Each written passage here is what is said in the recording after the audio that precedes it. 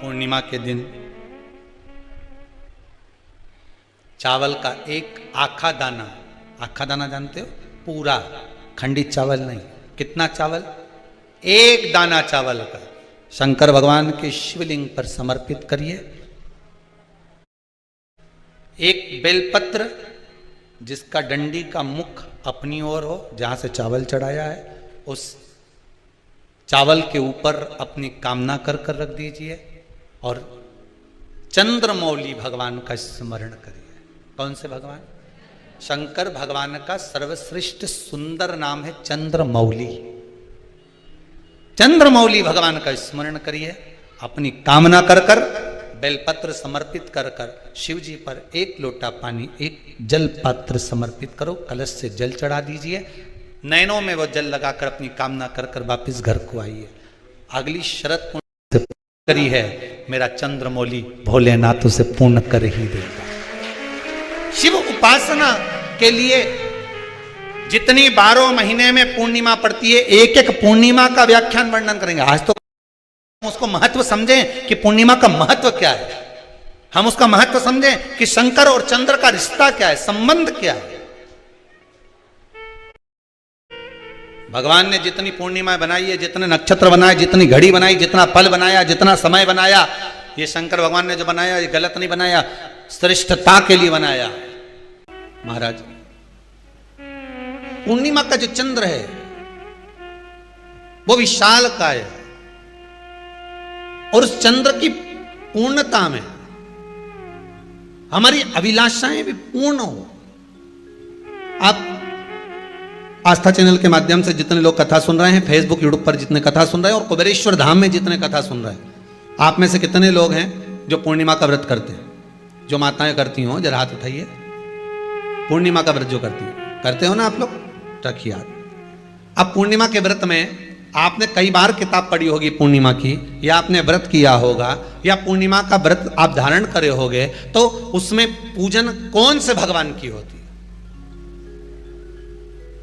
पूर्णिमा के व्रत में किस भगवान की पूजन होती है? तो कहा पूर्णिमा के व्रत में केले के खंभ लगाकर पूर्णिमा का जो अध्यापन होता है, पूर्णिमा की जो पूजन होती है, उस पूजन में शंकर और पार्वती की पूजन की जाती है, शिव और नारायण की पूजन करी जाती है, शंकर और पार्वती का स्मरण किया जाता है। किसकी पूजन होती है? शिव पार्वती। शंकर और पार्वती का पूजन क्यों करा जाता है पूर्णिमा के व्रत में? क्योंकि शिव और माता पार्वती ही केवल एक ऐसे हैं जिन्होंने अपूर्ण लक्ष्मी को भी पूर्ण बना दिया था। किसको पूर्ण बनाया है? लक्ष्मी। और भगवान को एक लोटा पानी अगर शिव को समर्पित कर रहे हो, श्वेत पुष्प को रखकर शंकर जी के ऊपर सफेद फूल को चढ़ाकर अगर एक लोटा जल भी, एक पात्र जल भी शंकर को समर्पित कर रहे हो, तो ये लक्ष्मी के लिए ही तो कर रहे हो। और कौन सी लक्ष्मी? पूर्ण लक्ष्मी। हमें जो शिव महापुराण के माध्यम से शास्त्र कह रहा है कि आप 32 पूर्णिमा के व्रत प्रारंभ करो। उसमें करना क्या है आपको? केवल जिस दिन व्रत रहे, रात्रि के समय पर कोई भी मीठा, कुछ भी सामग्री आप चंद्र की रोशनी में, चंद्र को अर्घ देने के बाद, पूजन करने के बाद उसको रखो, और वही सामग्री जो नशा कर रहा है उसको पूर्णिमा के दूसरे दिन उसको खिलाओ। आप धीरे धीरे खिलाना चालू करेंगे, जिस नशे में वो डूबा हुआ है उस नशे से वो छूटना प्रारंभ हो जाएगा। 2 पूर्णिमा व्रत करके तो देखो, तीसरे में तुम्हें जरूरत ही नहीं, धीरे धीरे आप रुक, वो छूटना प्रारंभ हो जाएगा। पीपल का एक पत्ता, उस पत्ते पर थोड़ा सा चावल,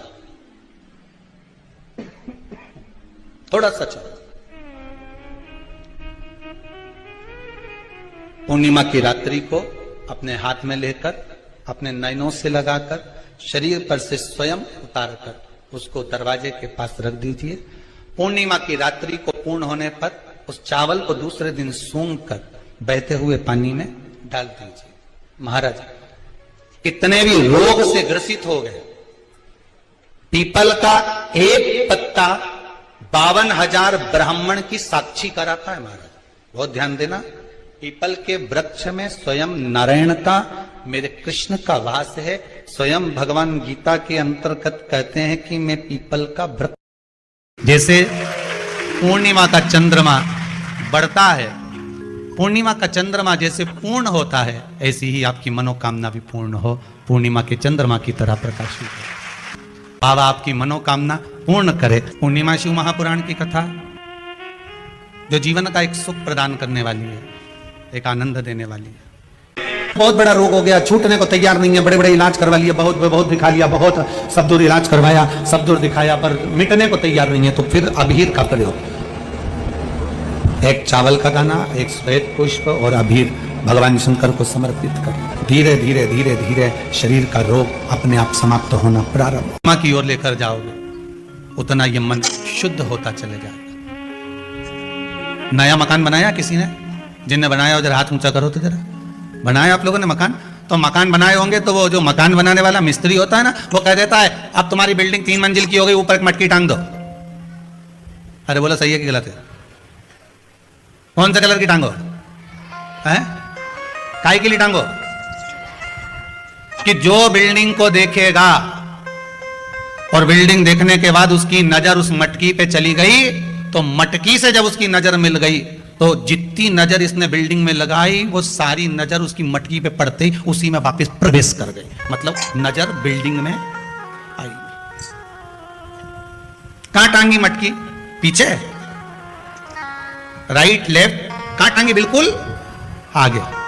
कि जो बिल्डिंग को देखेगा, जो इस मकान को देखेगा, जो इस बिल्डिंग को देखेगा, जो नए मकान को देखेगा, और उसकी दृष्टि घूमते घूमते घूमते घूमते अगर मान लो वो घूमती हुई दृष्टि उस मटकी पर चली जाती है, तो हमारी बिल्डिंग पर नजर नहीं लगेगी। नहीं तो दुनिया की लोगों की नजर तो बड़ी विचित्र होती है। कौन से कलर की टांगी? काले कलर। पुराण भी यही कहती है कि भगवान के मंदिर क्यों जाते हैं, किस लिए जाते हैं, और एक ही देवता है जिसके माथे पे मटकी बंधी रहती है। अरे बोलो तो जम के, कौन सा?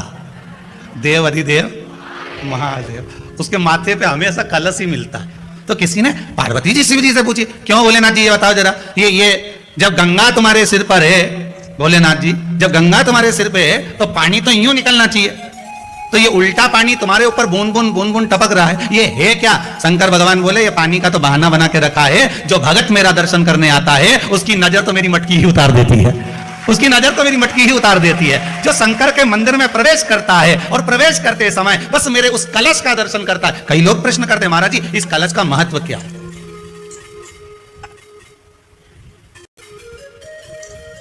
3 टेकी पे टिका रहता है, ब्रह्मा विष्णु महेश, उसके ऊपर कलश, उसमें एक छेद, उसमें से एक एक बूंद पानी नीचे गिरे, अर्थात ब्रह्मा विष्णु महेश एक एक बूंद पानी गिर रहा है, मतलब ये तीनों एक है।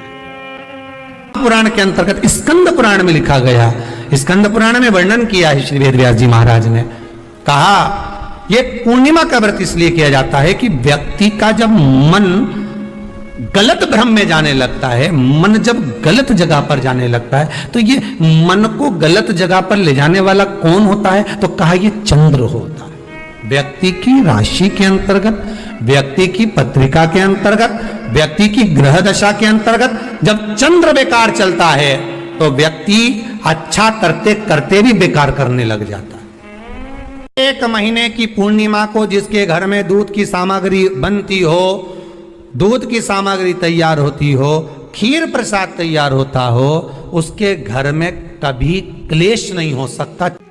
अब भगवान विष्णु में कितनी विनम्रता थी वो देख लीजिए। शंकर भगवान के गणों से भगवान विष्णु हार गए और दक्ष प्रजापति कह रहे हैं तुम्हें थोड़ी बुद्धि विवेक आना चाहिए, नारायण सोचो, तुम शंकर से नहीं उनके गणों से हार गए। आग लगाने वाले ढेर मिलेंगे, कहां चक्कर में पड़े हो, क्यों झुक रहा है उसके आगे, चलो और काम पड़ा है दूसरी जगह करेंगे, दूसरी जगह ये कर लेंगे, और अपने को कह रहा है ये नहीं तो दूसरा सही, दूसरा नहीं तो तीसरा सही। दुनिया के लोग आग लगाएंगे, तुम्हें भटकाएंगे, मार्ग से विभाजित करेंगे, पर बुद्धि तुम्हें चाहिए, भगवान विष्णु जैसी विनम्रता तुम्हें चाहिए। भगवान विष्णु ने कहा नहीं, आप कह रहे हो कि गणों से हार गया, उसके हारने का कोई कारण होगा, मैं क्यों हारा हूं उसका कोई कारण होगा। भगवान विष्णु उसी समय पर हारते से ही शंकर भगवान के पास पहुंच गए। भोलेनाथ जी मुझे यह बताओ कि मैं आपके गणों से क्यों हारा, तुम्हारे गणों से हारने का कारण क्या था? शंकर भगवान ने कहा एक कारण है नारायण, एक कारण। दधीची ऋषि और राजा छुग इन दोनों की मित्रता थी, दोनों बहुत मित्र थे, दोनों में बहुत प्रेम था, एक क्षण के लिए नहीं रह पाते थे, दोनों इतने प्रेमी मित्र थे। फिर एक दिन राजा शुभ और दधीचि ऋषि में बात बात में झगड़ा हो गया। जहां प्रेम होता है वहां झगड़ा होता ही होता है, जहां प्रेम होगा वहां झगड़ा होगा। दोनों में झगड़ा हो गया। फिर झगड़ा हुआ तो बीच में राजा शुभ ने भगवान विष्णु को बुला लिया समझौता कराने के लिए। दो मित्रों में जब झगड़ा हो, लड़ाई हो, आपस में पति पत्नी का झगड़ा हो रहा हो, तो निवेदन है मायके वाले ससुराल वाले, सावधान इंडिया, बिल्कुल ध्यान रखना। पति पत्नी में झगड़ा हो तो दूसरा कभी बीच में मत कूदो, क्योंकि ये दोनों कब एक हो जाएंगे और तुम्हारा बुराई का ठीकरा माथे पे आ जाएगा। इनके बीच में बोलना ही नहीं, झगड़ लो, ये झगड़ेंगे लड़ेंगे फिर एक हो जाएंगे, इनसे नहीं बोल। विवाद किया तो राजा शुभ ने भगवान विष्णु को बुलाया और भगवान विष्णु आए और आते से ही साथ दिया किसका, राजा शुभ का। दधीचि ऋषि को क्रोध आ गया कि तुम, दधीचि ऋषि को क्रोध आया, हे नारायण तुमने एक पक्ष की बात सुनी और दूसरे पक्ष की बात नहीं सुनी, मैं तुम्हें श्राप देता हूं, एक बार तुम भगवान शंकर के गणों से हारोगे, तुम्हें हार सहन करना पड़ेगी। बस भगवान विष्णु के, शंकर के शब्द सुने तो भगवान विष्णु को लगा कि हमारी किस्मत में हार लिखी थी, मतलब हुई। तो फिर अब सोचना क्या, हार जीत जन्म मरण परण ये सब शंकर के हाथ है, कब किसको क्या देना है ये वो जानता है, हमें क्या करना वो जाने, ये मर्जी उसकी।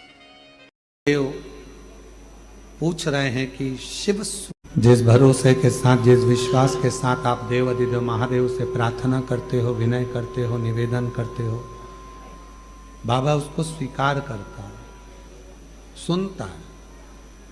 चंद्रदेव पूछ रहे हैं कि शिव सुनेगा कैसे, शंकर जी को कहने के लिए कहाँ जाया जाए। शिव जी से अगर कोई बात कहना है, शंकर भगवान को कुछ बोलना है, शंकर भगवान को यदि कोई बात कहना हो, शिव जी से कुछ कहना हो तो कहाँ जाकर कहें, कहाँ जाकर, कहाँ प्रार्थना करें, कहाँ विनय करें। देवऋषि नारद जी ने कहा कि तुम जहां बैठो, तुम्हारा जहां मन पड़ जाए वहां बैठकर बालू के शिवलिंग का निर्माण करो, मिट्टी का शिवलिंग बनाओ, पार्थिव शिवलिंग बनाओ।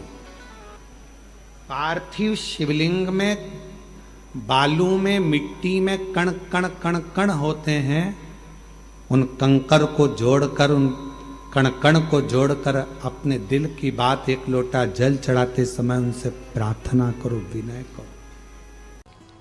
लोगों ने कहा शिव रुद्र है, क्रोध है, ना ना ना ना, शंकर भगवान को क्रोध के देवता है ना, ऐसा नहीं है। शंकर भगवान तो सत्यम शिवम सुंदरम, सत्य भी शिव है।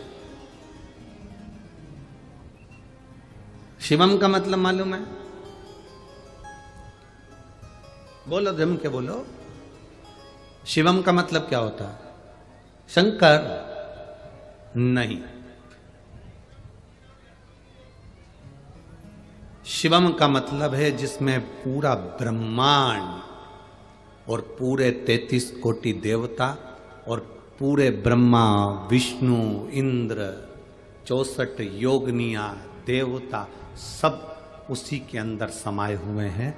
तो हम कहते हैं सत्यम शिवम सुंदरम। हमने अंदाजा लगाया शिवम शिव है, नहीं, सत्य भी शिव है। ये ब्रह्मांड के जितने देवता हैं शिवम, ये भी शिव हैं। सुंदरम, ये प्रकृति, ये पृथ्वी, जल, आकाश, अग्नि, ये भी सुंदर है। एक बात आपको पहले भी कहा, आज फिर कहते हैं, परमात्मा भले नजर ना आए पर उसकी परछाई आज भी नजर आती है।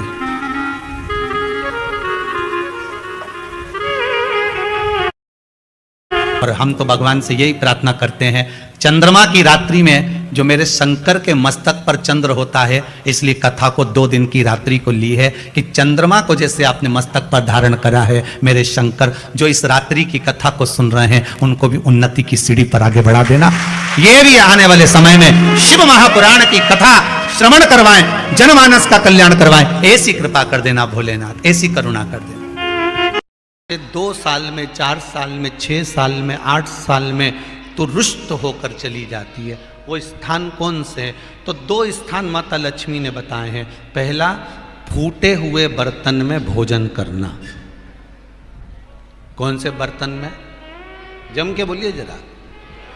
जो टूटा बर्तन होता है, खंडित बर्तन होता है, फूटा हुआ बर्तन होता है, कहीं गिलास की किनोर टूट गई है, कहीं कटोरी की किनोर टूट गई है, कहीं थाली की किनोर टूट गई है, और तुम कहीं प्लेट की किनोर टूट गई है और तुम उसमें भोजन कर रहे हो, तो टूटे हुए बर्तन में भोजन करने वाले के पास में लक्ष्मी छिन्न हो जाती है, उसका भाग्य भी फूटे हुए बर्तन की तरह हो जाता है। ये लक्ष्मी का। और दूसरा, फटे हुए वस्त्र धारण करने वाले का भाग्य भी फटे हुए वस्त्र की तरह, जैसे फटा हुआ कपड़े का रेसा रेसा निकलता है, उसी तरह फटे हुए वस्त्र धारण करने वाले के भी जिंदगी में परिश्रम का रेशा निकलता रहता है, पर उसको सुख का भान नहीं होता। आज के जमाने में ये फटे हुए कपड़ों का फैशन आ गया, ये बड़ा दुख की घड़ी है।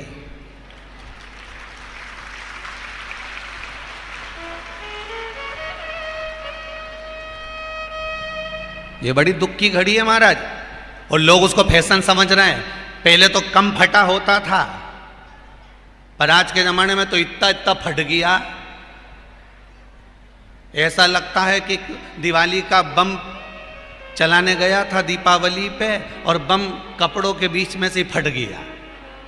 इसलिए वो कपड़े कब पहनेंगे तो ने अब पहन लिया। शास्त्र कह रहा है, लक्ष्मी कह रही है माता पार्वती को कि 2 जगह पर अगर ये 2 क्रम जिस जीव के होते हैं उसके पास में से लक्ष्मी 5 साल में, हम कई बार कहते हैं इन बच्चों को नहीं मालूम, इन नवयुवक लड़कों को नहीं मालूम, इन नवयुवक बेटियों को नहीं मालूम कि फटे हुए कपड़े पहनने का फल क्या है। आज नहीं, विवाह कर कर जब जाएगी तो मायके से जब ससुराल जाएगी, तूने कुंवारी अवस्था में तो खूब फटे हुए कपड़े पहन लिया ने, मम्मी मैं तो जीन्स लूंगी ने ये लूंगी, तू तो खूब फटे हुए पहन, पर वहां जब जाएगी तब मालूम पड़ेगा कि रोना किसको कहते हैं।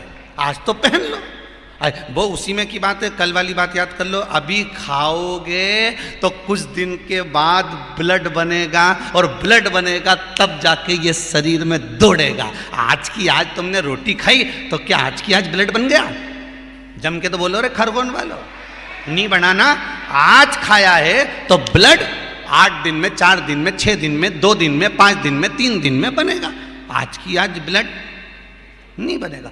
आज खाया तो 2 दिन में ब्लड तैयार होकर तुम्हारे शरीर में दौड़ेगा, शरीर में दौड़ेगा तो तुम्हारा शरीर भी चलेगा। उसी तरह तुमने अगर युवानी अवस्था में, कुंवारी अवस्था में ये फटे हुए कपड़े पहने हैं, तो जब तुम्हारी अवस्था बढ़ेगी ना, आज नहीं रोना पड़ रहा। आज के जमाने में तो फैशन है साहब, फैशन है तो आज पहन ले, बाद में रो ले। फटे हुए वस्त्र भी धारण नहीं कर। घर की बेटियां, घर के लोग ऐसे कपड़े पहने, ये श्रेष्ठता नहीं है महाराज। थोड़ा सुधार। कहा शरीर को भोगना था, फिर मनुष्य क्यों ये जीव आत्मा क्यों भोग रहे? क्योंकि जीवात्मा मरती नहीं। इसको जब भुगताया जाता है तो ये भोगती रहती है, तड़पती है, चिल्लाती है, अब नहीं करूंगी गलती, क्षमा कर दो मुझको। की आराधना चंद्रभागा नदी के तट पर करी है, बालू का शिवलिंग बनाकर, बालू रेत का शिवलिंग बना।